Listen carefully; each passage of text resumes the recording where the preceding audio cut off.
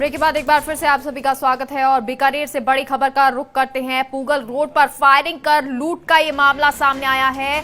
अगरबत्ती व्यापारी को गोली लगी है। एसपी प्रहलाद कृष्णिया ने घटना की पुष्टि की है। तो एसपी प्रहलाद कृष्णिया ने घटना की पुष्टि की।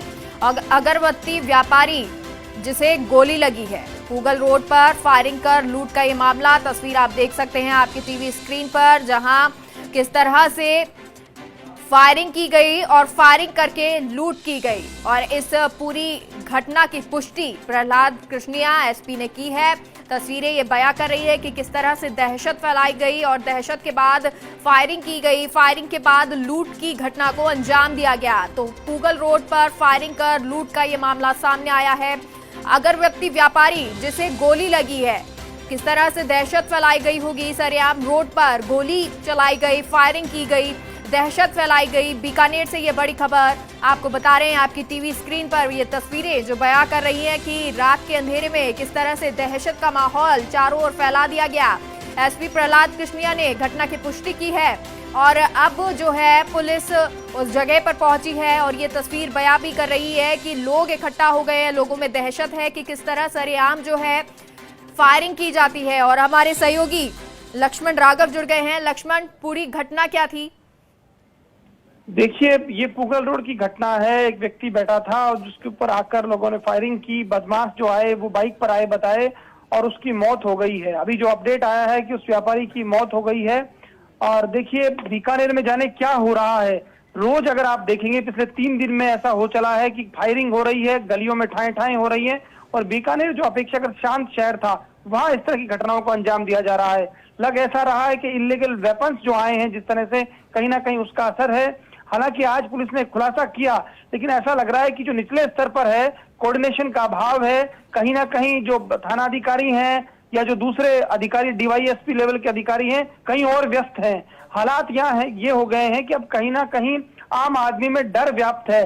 एक तरह से दहशत का माहौल है, क्योंकि आप देखिए अभी समय हुआ है 8 बजे की घटना है। 8 बजे इस तरह की घटनाओं को अंजाम दिया जा रहा है। इससे पहले घटनाओं को अंजाम दिया गया, घर में घुसकर फायरिंग हुई।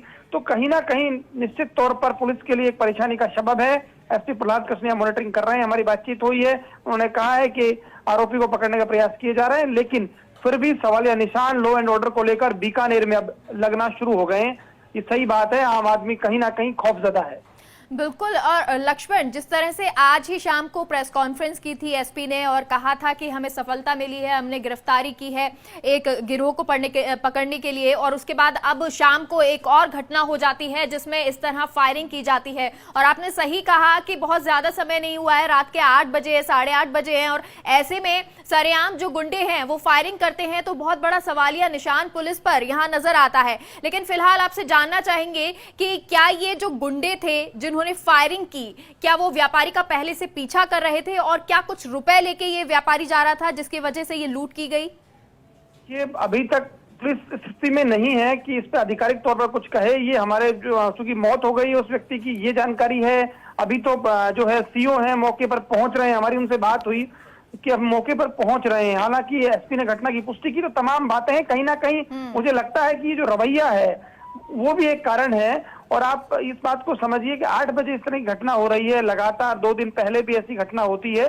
तो देखिए, फेलियर है पुलिस का, इसमें कतई शक नहीं है।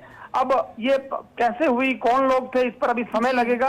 कहना जल्दबाजी होगी। निश्चित तौर पर पुलिस कोशिश कर रही होगी और नहीं कर रही तो करना चाहिए कि इस वक्त जो है नाकाबंदी बिल्कुल। लेकिन अभी जो पहली जानकारी मिली है वो यही है कि व्यापारी की मौत हो गई है और इस व्यापारी को गोली गुंडों ने मारी थी। बहुत बहुत शुक्रिया लक्ष्मण आपका। और फिलहाल के लिए